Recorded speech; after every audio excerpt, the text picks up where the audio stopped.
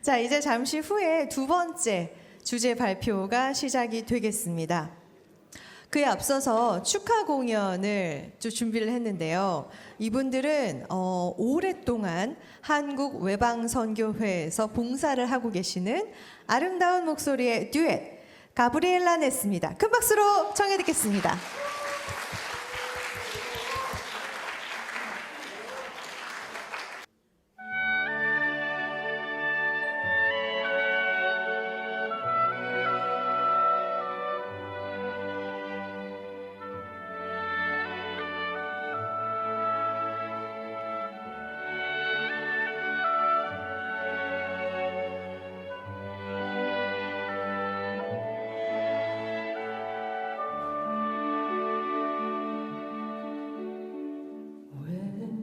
달고 높은 산 골짜구니에 살고 싶어라.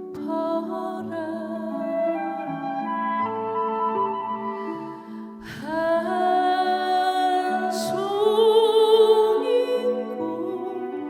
꽃으로 살고 싶어라.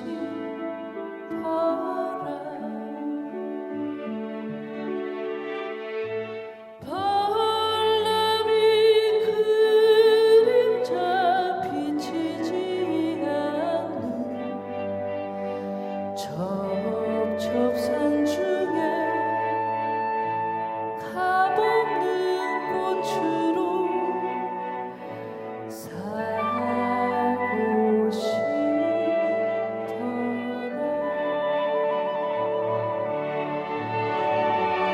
해님만 내님만 보신다면야 평생 이대로 숨어서 비고 싶어라.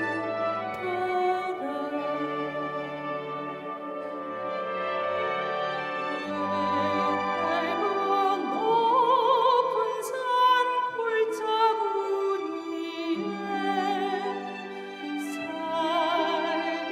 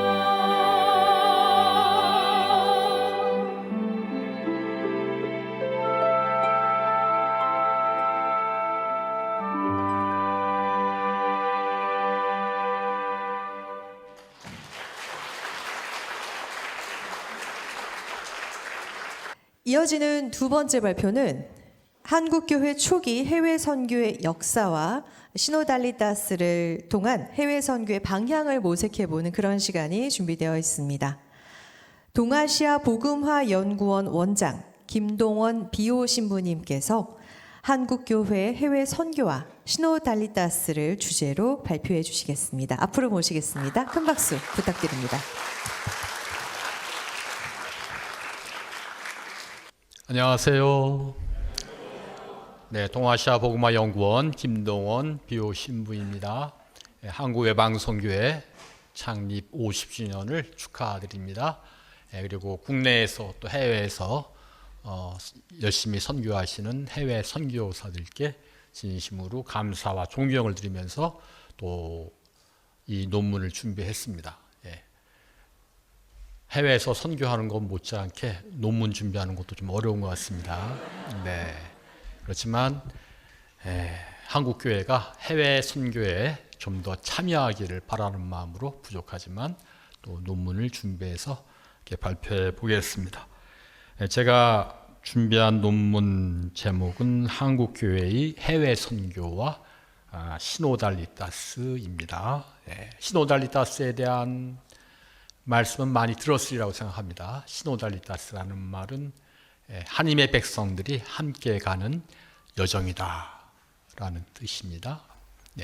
제1장 한국교회의 초기 해외 선교에 대해서 보면은 그 가톨릭 교회는 이제 선교의 사명을 수행하기 위해서 노력했는데 특히 아시아 지역에서는 16세기에 예수회가 선교 활동을 주도했습니다. 그래서 프란시스코 하베르 성인이 인도 고아에 도착해서 선교 활동을 시작합니다. 그때 예수회가 막 창립되고 나서 회원들은 6명에 불과했다는 것을 알고 있어요. 그런데도 아프리카나 또 아메리카나 아시아 지역에 선교사를 파견하자 한 것이 그 예수회의 열정이었다고 할 수 있습니다. 한국 교회에는 이러한 선교사들이 아예 들어오지도 못했습니다. 다만 마테오 리치 신부님 같은 예수의 선교사들이 저술한 천주교 서적을 천학서적이라고 부르는데 이러한 천학서적이 임진왜란 이후에 조선에 전해집니다. 그리고 이벽 선생은 이승훈 선생이 북경에 사신으로 파견된 길에 서양 선교사를 만나서 영사하고 돌아오게 했고 또 권희신 선생을 입교시켜서 이 세 분이 이제 선교 활동을 본격적으로 시작합니다. 그래서 한국 교회는 이렇게 평신도들이 스스로 선교한 공동체였고 또 신앙의 뿌리를 내리게 됩니다. 그 다음에 들어온 파리 외방종교회 신부들은 사제들을 양성하기 위해서 김대건, 최영업, 최가출 세 소년을 이제 마카오에 보내게 되죠.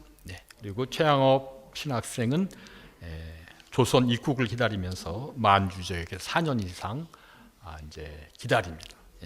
그러면서 1849년에 사제 소품을 받고 1849년 6월 21일부터 12월까지 중국 랴오닝성 차쿠에서 한국교회의 선교사로서 활동한 기록이 있습니다.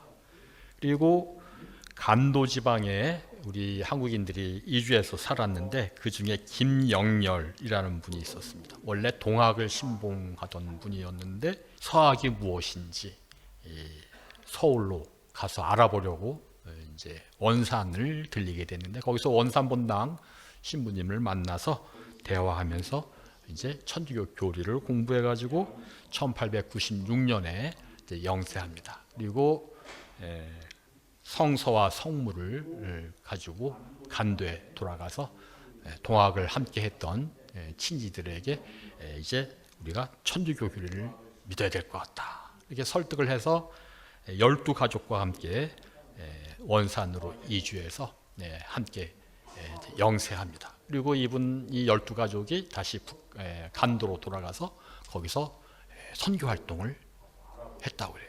그리고 서울 대목구에서 이제 간도 지역에 사제들을 파견하기 시작했습니다. 1908년에 김명재 베드로 신부님을 간도 지방에 파견했고 또 최문식 신부님이 1910년부터 1919년까지 연길현 팔도구 본당에 파견돼서 주임신부로 활동하셨습니다. 그리고 김선영 요셉 신부님이 1935년부터 길림교구 교구청과 주교자 성당에서 조선족들 그리고 중국인들을 사목하면서 전교 활동하셨어요. 그런데 애국회에 참여를 거부했기 때문에 체포돼서 감옥에서 옥사한 것으로 알려지고 있습니다.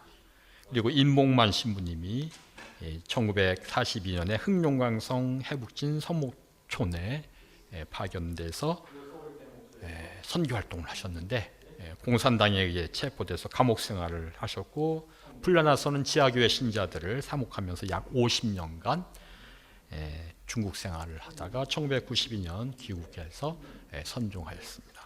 그리고 대구 대교구에서는 일본에 이주한 조선 신자들을 위해서 신학교 교수였던 줄리앙 신부가 매년 방학에 이제 일본에 가서 한국 신자들에게 성사를 주었다는 기록이 좀 남아 있습니다. 그리고 특별히 한국 순교복자 순교회에서 1967년 오사카 지역에 수녀님들을 파견합니다.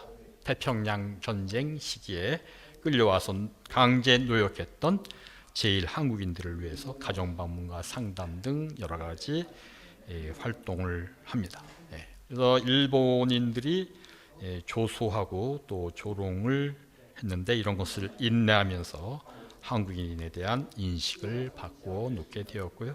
그래서 한국교회의 초기 해외 선교는 크게 세 가지 사례로 분류할 수 있겠습니다.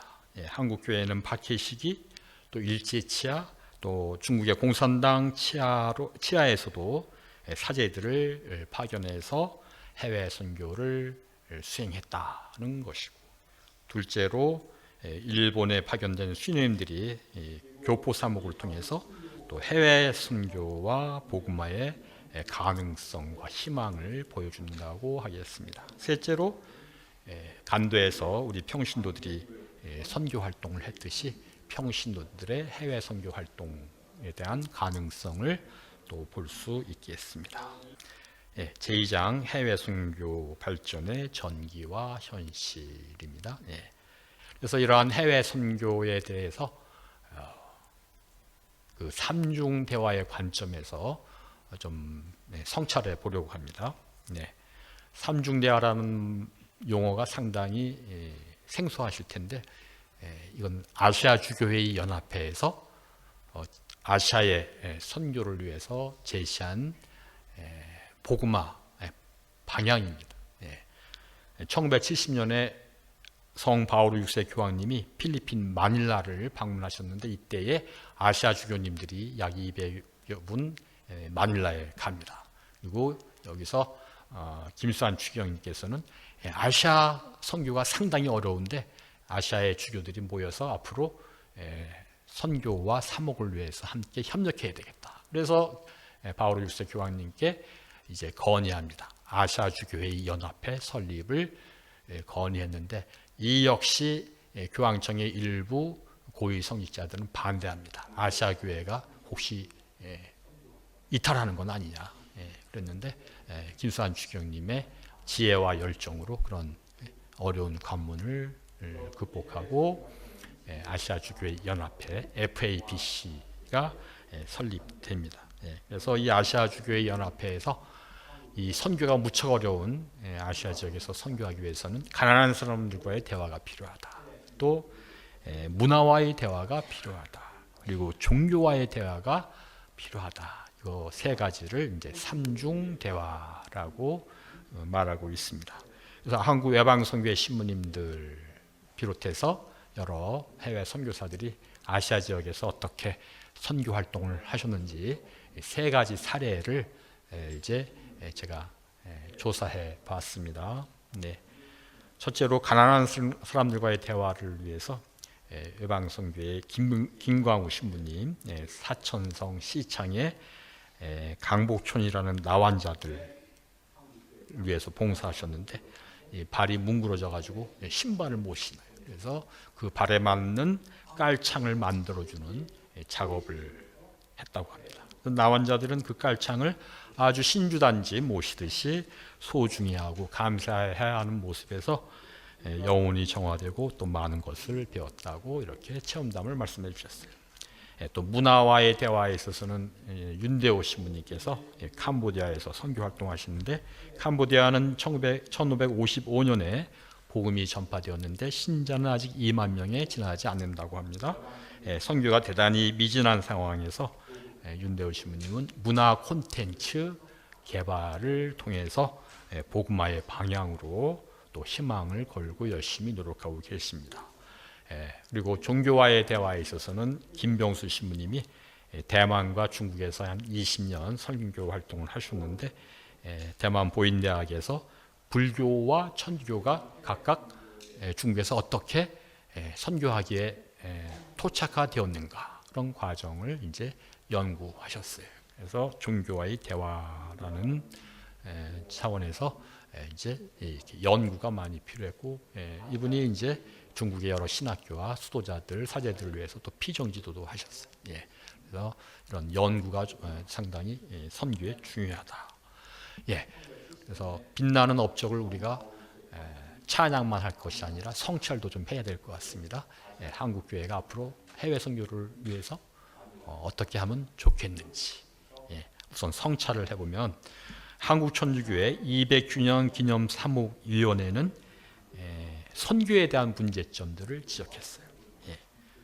교회 신앙생활의 대부분을 성사 배령에만 국한시킨 경향이 있었고 교회의 체저 단위를 장소적, 지역적으로 구분 설정해서 신앙생활도 그 구분의 경계를 넘지 못하도록 되어 있었다. 그래서 신앙의 기본 자세가 정체적이요 소극적이었다.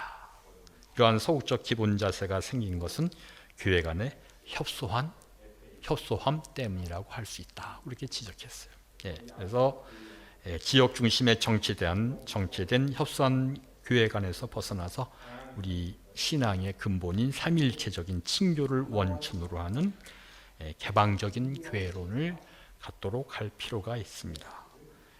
프란시스코 교황님께서는 복음의 기쁨에서 이렇게 말씀하셨습니다. 본당은 그 지역에 사는 교회의 현존이고 하나님의 말씀을 듣고 그리스도인 생활이 성장하는 장소이며 대화, 선포, 아낌없는 사랑 실천 그리고 예배와 기념이 이루어지는 장소이다. 그래서 본당이 좀 더 열린 구조로 변화되는 것이 해외 선교의 발전을 위한 길이다. 두 번째로 해외 선교는 국내 선교를 강화한다는 의식 전환이 필요합니다. 교황 피오 12세께서는 피데이 도눔에서 교구사제는 지역적 한계를 넘어서 보편교회에 봉사해야 한다고 강조하셨고 2013년 발표된 성수의 선물에서 사제직의 본질은 선교다. 또 성 요한 바오르세 교황님께서는 해외 선교는 국내 선교를 강화한다고 강조하셨어요. 그리고 구조적인 한계를 해외 선교를 위한 열린 구조로 개선할 필요가 있습니다.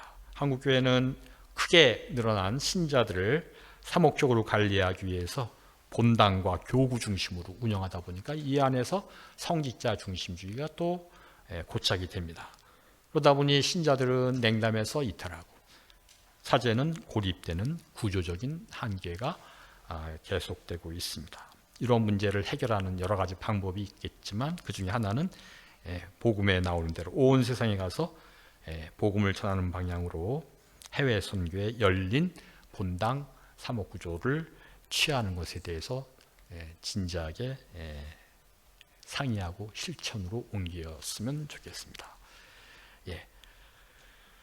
그 다음에 세상의 문제에 직면해서 우리는 모두 선교하는 제자다라는 의식이 필요하다고 하겠습니다. 프란시스코 교황님께서 복음의 기쁨에서 강조하신 그 용어가 선교하는 제자입니다.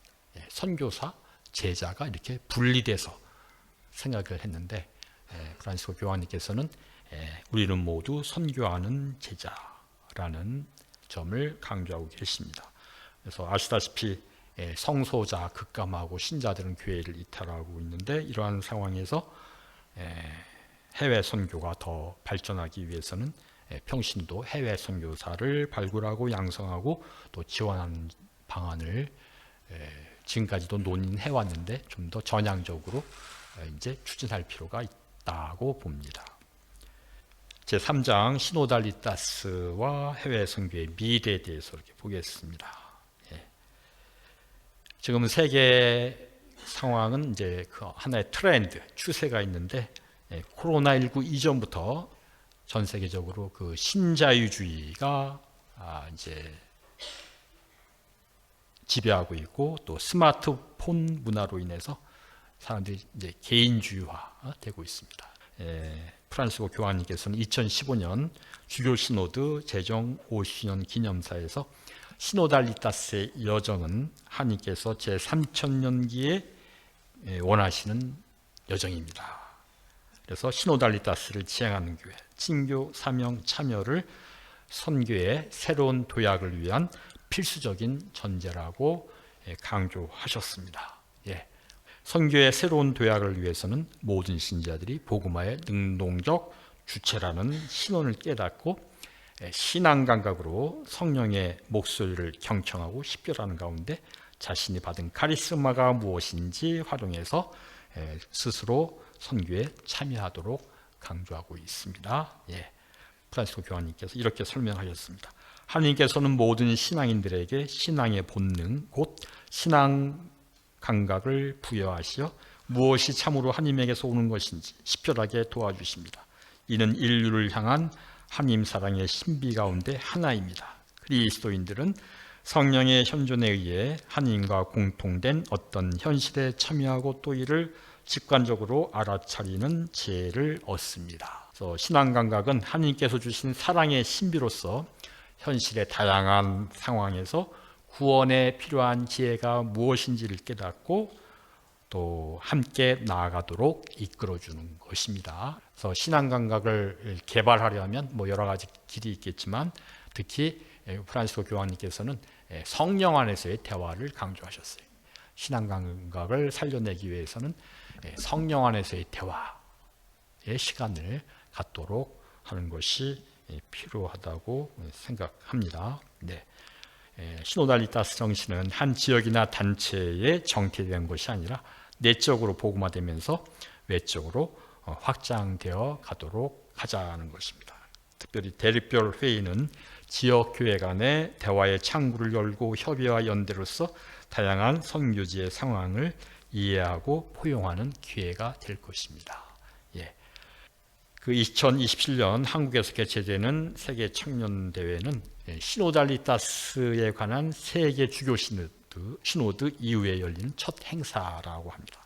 그래서 한국 외방 선교회 창립이 한국 교회 해외 선교에 큰 전기가 되었듯이 세계 청년 대회를 해외 선교의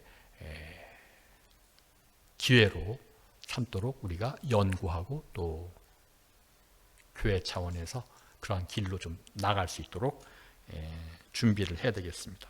그래서 세계 청년 대회를 한국에서 개최하는 목적은 청년들이 남북 분단 국가 상황에서 평화를 실현하고 또 동서양의 청년들이 모여서 다양한 문화를 체험하면서 세계 복음화에 참여하기 위해서라고 할 수 있습니다.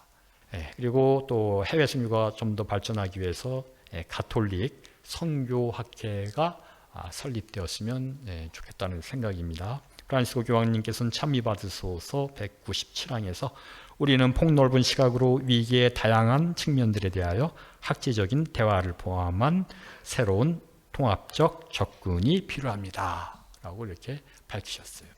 선교하기 위해서 행동으로 뛰어드는 것도 필요하지만 어떻게 한 개인에 맞게 선교할 수 있는지 또 이제 연구가 필요해요.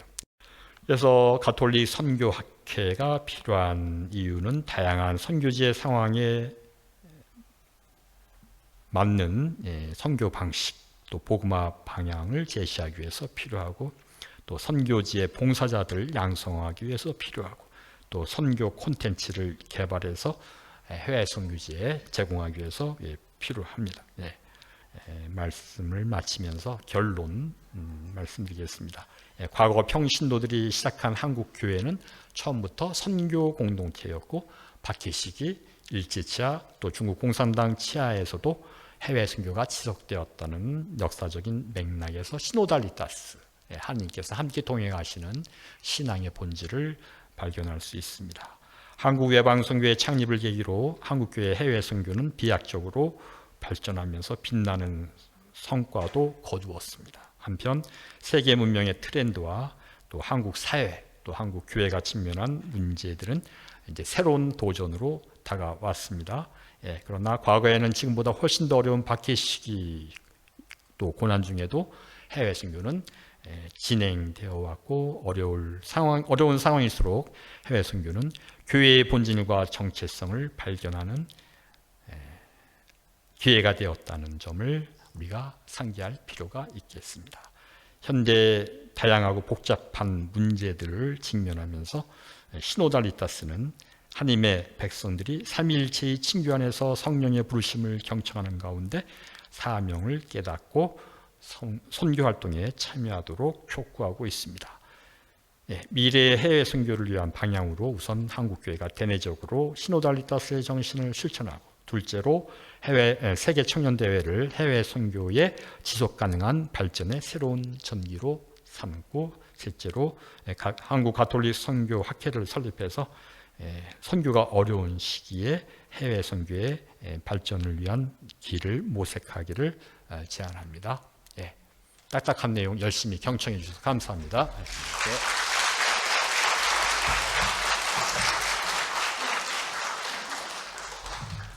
계속해서 세 번째 발표를 이어가도록 하겠습니다. 가톨릭대학교 김남희 율리아 교수님께서 코로나로 변화된 환경과 이 선교에 대한 전망을 이야기와 신앙체험 중심으로 이야기를 들려주신다고 합니다. 포스트 코로나 시대 해외 선교를 주제로 발표해 주시겠습니다. 큰 박수 부탁드리겠습니다. 첫 번째 말씀드리려고 하는 두 개의 이야기가 어떻게 재해석되어질 수 있는지 잘 들어주시기 바랍니다. 그래서 중요한 거는요, 첫 번째 두 개의 이야기를 잘 기억하셔야만 합니다. 우선 첫 번째 이야기인데요, 파이 이야기입니다. 혹시 들어보셨는지 모르겠는데 영화로도 2012년에 나온 적이 있습니다. 개인적으로는 영화는 모험에 관한 이야기를 했다라고 한다면 텍스트, 소설은 좀 더 이 모험의 이야기의 반전을 더 설명을 하고 있습니다. 그래서 개인적으로 저는 텍스트를 보기를 추천하는데요. 이 파이 이야기에서 잠깐 설명을 드리겠습니다. 여기 파이는 주인공의 이름이에요. 이 파이는 가족들과 함께 인도에 있다가 캐나다로 모두 이민을 가기로 결정을 합니다. 그런데 거기에 인도에서 아버지가 동물원을 운영을 하셨어요. 그래서 모든 동물들을 싣고 이제 태평양을 건너서 캐나다로 가려고 한 거죠. 그런데 거기에서 난파를 당하게 되면서 모든 가족들이 죽게 되고, 최종적으로 이 결국에 남은 사람은 파이하고 호랑이 파커입니다. 파이가 이렇게 결정을 합니다. 죽을 것만 같고 절망적인 이 시간 속에서 리차드 파커를 받아들이기로 결정을 합니다. 그래서 생존 경쟁자였던 리차드 파커를 먼저 먹이고 보살피는 거죠. 그래서 호랑이 파커는 더 이상 생존의 경쟁자가 아니라 함께 공존해야 될 대상으로 여기게 되면서 거의 종교 체험과 같은 표현을 합니다. 뭐라고 이야기를 하냐면, 사랑한다. 터져나온 그 말은 순수하고 자유롭고 무한했다. 내 가슴에서 감정이 넘쳐났다라고 하면서 그 자기를 죽일 것만 같은 그 대상을 하나의 종교 체험으로 받아들이게 됩니다. 잘 기억해 두세요. 두 번째 이야기는요, 성목요일에 관한 이야기입니다. 만찬, 최후 만찬 미사에 발 씻김 예식이 있잖아요. 여기에서 한 신부님이 이 예식을 해야 되는데 신자들이 왔어요. 그러면 다 경험해 보셨겠지만 내가 이 발을 씻는 예식에 내가 참여한다라고 하면은 집에서 미리 발을 씻고 오잖아요. 그런데 마침 이 신자들이 그걸 깜빡 잊은 거죠. 그리고 자기가 할 거라고 전혀 생각을 못 한 거예요. 근데 왔는데 갑자기 하라고 한 거죠. 그래서 갑자기 앞에 불려나간 거예요. 그래서 신부님의 입장에서 봤을 때는 이 선발된 신자들의 발을 봤는데 가관이 아닌 거죠. 무좀이 있는 신자도 있었고, 그 다음에 농사 짓다가 그냥 흙먼지 그냥 묻은 발을 그대로 이제 있었습니다. 그래서 이 신부님이 조금은 찝찝했겠지만 한 번씩 발을 씻기고 나서 또 그 발에 입을 맞춘 거예요. 그래서 12명의 신자들의 발을 다 씻기고 이제 자기는 손을 씻었는데 깜빡 잊은 게 뭐였냐면 자기 입을 안 씻은 거예요. 그래서 미사를 드리는 내내 뭔가 신자들의 발냄새하고 찝찝함이 계속 남아있으면서 이렇게 몽글몽글 냄새가 자꾸 올라오더라는 거예요. 그랬는데 그때 이 신부님이 묘한 생각이 들었다라고 합니다. 구체적인 삶 안에서 함께 하시는 예수님의 섬김이 그때 내 마음 안에 들어왔던 거예요. 가장 불편한 상황 속에서 오히려 하느님과 예수님이 자기에게 들어온 거죠. 그러면서 더 이상 그 찝찝한 기분이 아니라 입가에 남아있는 교회의 발냄새와 텁텁한 입을 통해서 주님이 주신 성목요일의 특별한 은총을 느끼게 되었다라고 하면서 미사를 드리는 내내 미소가 가시질 않았다라고 고백하고 있습니다. 2개 이야기입니다. 잘 기억해 두세요. 자, 그래서 지금은 이제 조금은 어렵게 이제 시작을 합니다. 이 2개 이야기가 어떤 연관이 있을까? 조금은 동떨어진 것처럼 보이지만 우리에게 최근에 있었던 가장 중요한 경험이라고 한다면 사실은 코로나19 팬데믹이었습니다. 그런데 팬데믹 시간 속에서는 우리는 다 뭐라고 인식했냐면 세상은 엄청나게 바뀔 것이다. 그리고 사회도 크게 변화할 것이다. 라고 만반의 준비를 해야 된다라고 다 언론에서 그리고 교회 안에서도 얘기를 했어요. 그런데 막상 엔데믹이 되고 났을 때 지금 선생님들의 모습은 어떠실까요? 우리는 언제 그랬냐는 듯이 과거로 곧바로 회귀를 했고요. 그리고 전혀 아무렇지도 않게 살아가고 있습니다. 그걸 상기시켜주는 자료가 바로 삼옥백서였습니다. 그래서 삼옥백서를 사실은 이렇게 보게 되면 4개의 구성으로 되어 있는데, 자, 그러면 삼옥백서에 나와 있는 자료 안에 한국천주교회 통계와 그 다음에 설문조사에서 주목할 내용이 있는데요. 크게 4가지입니다. 첫 번째가 감소하는 신자 증가율이에요. 이 감소하는 신자 증가율은 신자 비율의 고령화 현상과 그 다음에 영세자 수의 감소하고도 연결이 되는데, 엔데믹이 된 후에 2021년, 2022년에 조금은 증가됐다라고 하지만 그 증가의 추세로 봤을 때는 여전히 증가됐다라기보다는 그냥 회복을 하려고 하는 추세로 보고 있습니다. 그 다음에 2번째 현상은 코로나19 이전 대비 개인 신앙생활의 변화에 대한 조사를 한 것하고요. 코로나19 발생 이후에 신앙생활에 대한 변화입니다. 여기에서 삼옥백서가 주목한 부분은 코로나19 이전 대비 개인 생활의 변화에서 변화가 있었느냐 없었느냐에 대한 추이를 얘기를 하거든요. 그런데 대부분은 더 중요해졌다라고 하는 부분에 주목을 하고 있어요. 그런데 더 중요해졌다라고 하는 것을 보게 되면 대부분은 30% 정도의 미만, 30%? 제일 높은 응답률이 39%예요. 뭐 기도라던가 미사라던가 전례라던가 모든 것들이 더 중요해졌다라고 하는 퍼센트지가 40%가 되지 않거든요. 그런데 변함이 없다라던가 아니면은 더 나빠졌다라고 하는 응답이 그러면 나머지 60%를 차지하고 있다라고 하는 거예요. 그러면 저는 여기서 더 중요해졌다라고 하는 응답보다 변함이 없다라고 하는 것이 과반을 차지하고 있다라고 한다면, 예를 들어서 기도라고 봤을 때 기도가 코로나 이전 개인 신앙생활에서 중요해졌다라고 하는 게 39%, 그렇다라고 하는 변함이 없다가 50%라고 한다면 우리는 어디에 주목해야 되느냐? 변함이 없다라고 하는 것. 우리는 변함이 없다에 좀 더 주목할 필요가 있다라고 생각을 합니다.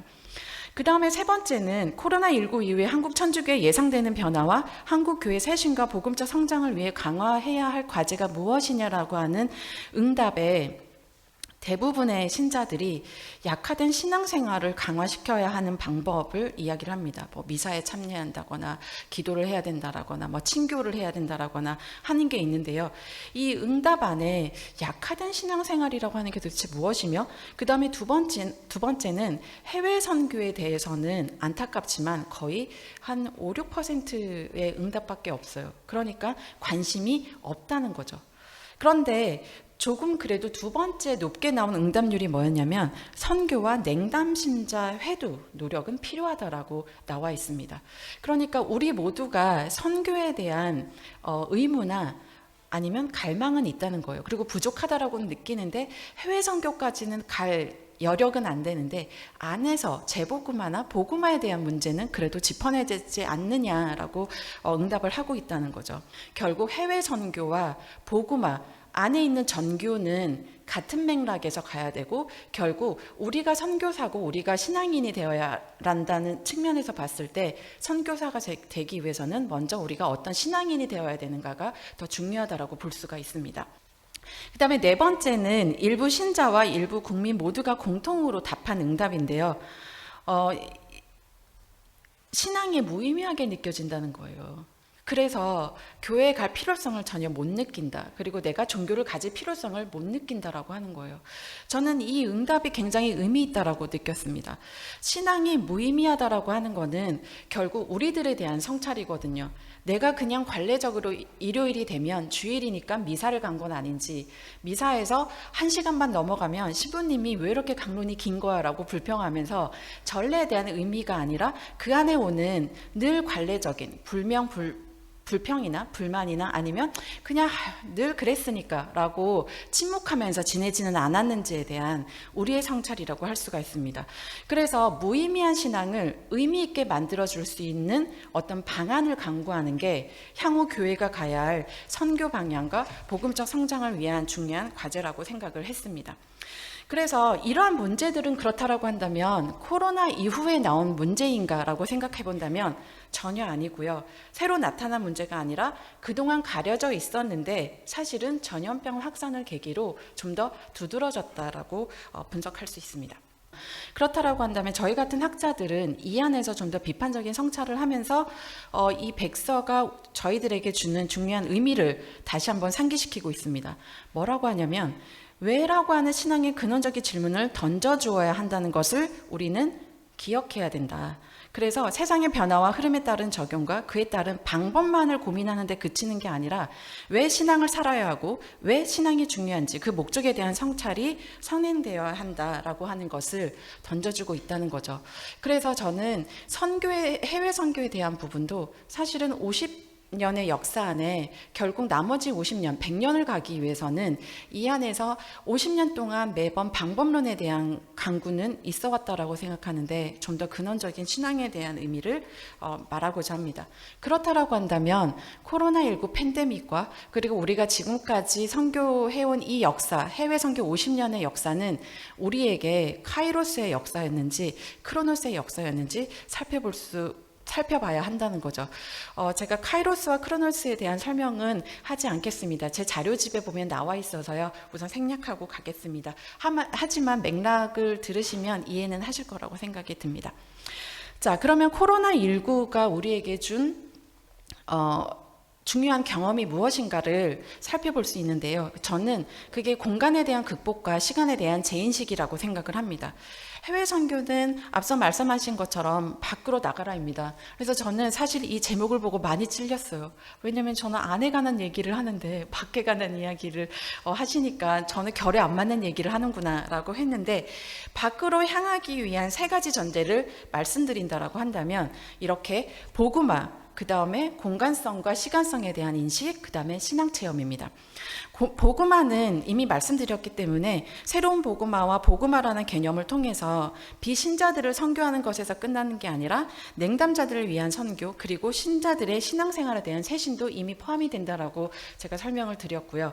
그렇다라고 한다면 코로나19 팬데믹은 우리에게 탈영토화를 가져다 주었어요. 이걸 더 강화시켰다라고 볼 수가 있습니다. 가장 대표적인 사례가 바로 비대면의 회의 방법이에요. 우리가 여러 가지 어플리케이션과 프로그램을 통해서 우리는 이미 공간성에 대한 것은 많이 극복을 했고요. 그런데 이런 탈영토화가 갖고 있는 맹점 중에 하나는 철저하게 그게 사이버 공간이라고 하는 거예요. 사이버 공간 안에서는 사실은 우리가 그게 진심인지 아닌지 대면하지 않고는 알 수가 없어요. 예를 들어서 제가 학생들하고 비대면 방식으로 수업을 할 때 학생들의 얼굴은 저를 눈을 뜨고 이렇게 반짝이고 있는데요. 밑에서는 뭘 하는지 전혀 알 수 없습니다. 그런데 우리는 이거를 어떻게 믿냐면 내가 보고 있기 때문에 그게 다 사실이라고 믿어버린다는 거예요. 그래서 그거를 보통 뭐라고 하냐면 비판적이지 않은 수용적 태도라고 보통 얘기를 합니다. 그러다 보니까 우리가 다른 사람들이 하는 말은 잘 안 믿는데 사이버 공간 안에서 여러분이 알고 있는 모든 사이트에 있는 뉴스라던가 이런 것들은 이거 진짜래, 이거 정말이야 이러면서 한단 말이에요. 그게 바로 사이버 공간이 갖고 있는 무비판적 수용 태도예요. 그러면 이 안에서 또 하나 문제점이 뭐냐면 그러한 상황 속에서 무엇을 놓칠 수 있느냐? 시간성을 놓칠 수가 있어요. 그래서 탈역사성을 갖게 할 가능성, 강화시켜줄 가능성이 큽니다. 그래서 이 탈역사성은 사실은 우리가 탈영토성은 긍정적으로 사이버 공간을 활용할 필요가 있지만 탈역사와는 우리가 경계해야 될 부분이에요. 이 안에서 시간의 경과를 체험을 해야만 한다는 거죠. 경험이 아니라 체험으로 가야만 됩니다. 그래서 카이로스 시간을 살아가는 신앙인에게, 그러니까 시간이 물리적으로만 흘러가는 이 신앙인들에게 그 순간순간이 왜 미사에 대면을 하게 했을까를 생각한다면 결국 이 탈역사성을 경계하기 위해서 사실은 우리는 대면해야 됩니다. 같이 만나서 미사를 해야 됩니다라고 이야기를 하는 거거든요. 그래서 이런 공간성에 대한 인식과 시간성을 재인식하는 것은 중요합니다. 그러면은 이 공간성에 대한 극복은 이루어졌는데 시간성에 대한 재인식을 하게 하는 방법이 뭐냐? 바로 체험이에요. 왜냐하면 인간의 삶이라고 하는 거는 그냥 이력서가 아닌 거죠. 바로 역사 속에서 흘러가는 하나의 체험이 모두 모여서 역사성으로 가게 돼요. 그래서 인간의 삶과 역사에 대한 성찰, 인간의 실존과 역사성이 담긴 신앙 고백이 필요합니다. 거기에 대한 이론적인 사상을 받쳐주는 게 바로 이 딜타이라고 하는 철학자입니다. 딜타이는 평생 삶에 대해서 연구한 학자예요. 그래서 삶이라고 하는 게 도대체 뭐냐라고 했을 때 이 딜타이는 쉴 새 없이 흐르는 움직임으로 봤습니다. 그러니까 쉴 새 없이 흐르는 움직임이 아니라 물리적 시간이라고 한다면 누구에게나 똑같은 24시간이라고 한다면 크로노스인데요. 이 딜타이에게 시간과 삶이라고 하는 거는 바로 카이로스인 거죠. 그래서 이런 카이로스적인 시간은 그러면은 그냥 내가 하나의 개인의 체험으로 흘러가느냐, 그게 아니라 각각의 인간의 경험이 외부 세계와 같이 연관 관계를 이루면서 상호작용 안에서 나의 생애가 만들어지더라는 거예요. 이 삶이라고 하는 것을 잘 들여다보기 위해서 딜타이에게 중요한 시간적인 기준이 있는데요. 그게 바로 현재입니다. 현재라는 시간의 중심에서 과거를 수용을 하고 기억을 통해서요. 그리고 미래를 지향하는 거예요. 그래서 늘 현재를 살아가는 실존적인 인간에 대해서 언급을 하고 있습니다. 그리고 마지막으로 이런 실존적인 인간이 표현해내는 자기 삶에 대한 기록을 뭐라고 얘기하느냐? 체험이라고 말을 하는 거예요. 그래서 실제성이라고 하는 거는 시간의 흐름 속에서 형성이 된 현재에서의 통일성을 갖는 것, 그걸 생애라고 얘기를 하고, 그래서 실제로 딜타이는 학자들의 아니면은 위인들의 자서전에 대해서 연구를 한 학자입니다. 그래서 딜타이 사상의 체험과 삶의 역사성을 조금 연결해서 본다면 체험이라고 하는 거는 제가 간략하게 말씀을 드렸지만 개별적인 체험이 이제 그 전체적인 의미로 놓여지게 되면서 해석의 여지가 남겨지게 되고요. 그럼 해석의 여지가 남겨지게 되는 매개체가 뭐냐라고 했을 때 그게 바로 표현이에요. 왜냐하면 내가 아무리 나의 삶의 의미를 갖고 있다라고 하더라도 저 혼자 그냥 표현하지 않으면 안 된단 말이에요. 근데 그 표현하는 방법이 일기도 있고 수기도 있고 뭐 자서전도 있고 여러 가지가 있단 말이에요. 그게 바로 표현이라고 할 수가 있습니다. 그래서 삶의 체험을 구체적으로 나타내는데 이거는 단순히 묘사를 하는 게 아니라 그 안에 우리가 기억을 한다라고 하는 거는 구성을 재구성을 한다는 의미거든요. 그래서 그 사람이 자기의 고유한 창조적인 기능을 통해서 재해석되지는 거라고 보면 됩니다. 그러면 이거를 누가 이해를 하느냐? 자기뿐만 아니라 이 표현된 것을 보는 사람인 거죠.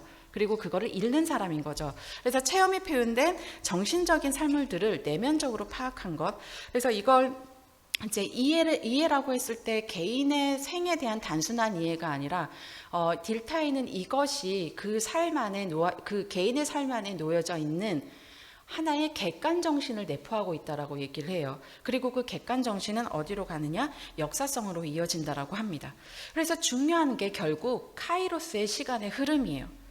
그래서 체험하고 표현하고 이해한다라고 하는 건 뭐냐면 바로 딜타이가 한 얘기인데요. 인간은 역사 속에 있는 존재가 아니라 역사 속에서 되어가는 존재다. 그러면 저는 50년 동안의 한국 외방선교회 선교사들, 신부님과 수녀님과 평신도들이 50년 동안 이어온 그 체험과 경험들은 그냥이 아니라 역사 속에 그냥 있었던 존재들이 아니라 그 사람들을 통해서 역사를 만들어갔기 때문에 우리가 이 자리에서 함께 축하하고 또 1년 동안 내년을 위해서 그 의미를 되새기는 자리라고 생각을 합니다. 나는 역사다라고 누가 했냐면 제가 계속 강조하고 있는 딜타이가 얘기를 했습니다. 딜타이는 자기의 지인에게 한 편지에서 이렇게 써요. 나는 역사다 이렇게 얘기를 하고 있습니다. 자기가 역사다라고 하는 것 안에는 조금은 당돌한 의미처럼 보이긴 하지만 그 안에는 내가 역사로 살아온 것은 결국 누구나 각자 살아온 삶은 미미하건 권세를 누리건 유별난 삶이건 일상적인 삶이건 모두 하나의 전기로 기록될 필요가 있고, 그리고 이것이 우리 교회 안에서는 크로노스의 시간을 사는 무기력한 신앙인들에게 그냥 자동인형처럼 주일이 되면 미사를 가고 1시간이 넘어가면 짜증을 내고 신부님께서 뭘 하라 그러면 그냥 무기력해지거나 내가 왜 그것을 해야 되는가라는 회의를 갖고 있는, 그렇다고 내가 크게 뭔가를 움직이지 않는, 여기 계시는 분들은 절대 아닙니다. 죄송해요. 네, 그런 분들에게 이런 성찰을 하게 하는 거죠. 나는 내 삶을 딜타이가 얘기한 것처럼 쉴 새 없이 흐르는 움직임으로 인식하게 하는가? 나의 삶 속에 신앙 체험은 도대체 있나? 그리고 나의 신앙 체험이 공동체의 역사성에 뿌리를 두고 있나? 이 질문을 하게 하고요. 그러면서 이게 한국 천주교의 해외 선교에 대한 질문으로 넘어간다면 나눔과 친교를 위해서 한 교구, 한 수도 단체, 한 성당, 더 나아가 한 개인의 신앙의 성숙도와 생명력을 키우는 것도 중요하다. 그러면 이게 어떻게 이루어져야 되느냐? 체험하고 나누고 이해하고 다시 이게 역사성으로 이어지게 하려면 결국 선교사들의 신앙 체험이 여기 후원하시는 분들에게 추체험으로 가게 해야 된다는 거예요. 그러기 위해서 제가 눈여겨본 게 바로 소식지들입니다. 해외 선교가 50년이 되는데 우리 자체의 선교, 해외 소식지가 없을까를 찾다가 한국 외방선교에서 나오고 있는 해돋이에서 해넘이까지를 찾게 됐고요. 이거를 1편에서부터 정말 하나하나씩 들여다봤어요. 근데 그 안에 대부분은 신부님들의 정말 절절한 신앙체험과 이 선교 적응기가 나와 있고요. 그 다음에 이 안에 또 중요한 게 그러니까 후원을 위한 기도를 부탁한다라고 이 신부님들의 맨 마지막에는 기도를 부탁드립니다 이렇게 나와 있었어요. 그런데 한 글이 저는 인상 깊었습니다. 조금 이따 말씀드릴게요. 후원자들에 대한 역할을 그래서 조금은 다시 한번 생각해 봤으면 좋겠다. 왜냐하면 선교사들에게 삶과 신앙이 어떤 연관을 맺고 있는데 이게 신앙체험이 어떻게 표현이 돼서 어떻게 이해를 해서 이게 공동체의 역사로 같이 갈 것인가를 생각한다면 단순히 수동적인 기도를 넘어서서 추체험을 할 수 있는 기회를 제공을 해야 된다는 거죠. 그 중에 하나가 결국 저는 선교사들의 신앙 체험이 이 선교지를 통해서 이렇게 표현이 된 거고요. 이해를 한다라고 하는 거는 후원자들의 추체험이 전제가 된다는 거예요. 그러니까 내가 그걸 보고 감동을 받고 나도 한 번쯤은 해봐야 되겠다라고 하는 의지를 불태울 수 있는 씨앗을 이 해돋이에서 해넘이까지가 재정이라던가 이런 것과 상관없이 계속 갖고 가야 될 의무가 있다는 거죠. 그래서 여기에서 중요한 게 뭐냐, 각자의 내가 어떻게 적응을 했다라고 하는 것도 저는 중요한 거긴 한데 여기에서 조금은 창조적이어야 된다. 그게 바로 이야기예요. 그리고 이러한 창조적 이야기는 내가 감정이입이 될 수도 있고 이거를 현재화시키기도 하고 조금은 상상력도 필요하다는 거예요. 그래서 저는 선교사들인 분들이 그 안에서 조금은 자신의 신앙 체험이 좀 더 드러났으면 좋겠고 여기에 대한 후원자들의 반응이나 감정들도 같이 실려져야만 서로 소통하는 그리고 그게 역사성을 가지고 가면서 이 공동체의 역사성으로 같이 갈 수 있다는 거예요. 그와 관련해서 2022년에 FABC 방콕 문서에서 복음화를 위해서 새로운 길을 제시하는데 여기서 이렇게 말하고 있습니다. 예수님의 선포 방식은 오늘날에도 여전히 가장 효과적인 방법인 스토리텔링이다. 세계 어디서든 사람들은 좋은 이야기를 즐긴다. 누군가 이야기를 하면서 옛날 옛적에 머나먼 바닷가 마을에 어느 날 두 아들을 둔 아버지가 있었는데 라고 평범하게 이야기를 시작할 때 우리는 그 안에서 언제나 귀를 기울이는 어린아이가 된다는 거죠. 그래서 마지막으로 이제 정리를 하겠습니다. 파이가 맨 마지막에 여기에 이제 침몰을 당했는데 나중에 이제 실려요. 그래서 캐나다 어딘가에, 아니 남미 어딘가에 이제 바닷가에 들어옵니다. 그렇게 해서 이제 여기 해상 관련 보험 직원이 물어요. 당신이 바닷가에서 어떤 일을 당했느냐, 그래서 어떻게까지 하다가 이렇게 왔느냐, 사람들 다 죽었다, 당신만 살아남았다라고 했더니 이 사람이 맨 처음에는 제가 아까 설명드렸던 파이 이야기를 들려줍니다. 그런데 그 사람이 이거는 사실이 아니지 않느냐, 다른 이야기를 해달라, 나는 그거를 도저히 못 믿겠다라고 얘기를 합니다. 그래서 이 파이가 다시 이야기를 들려줍니다.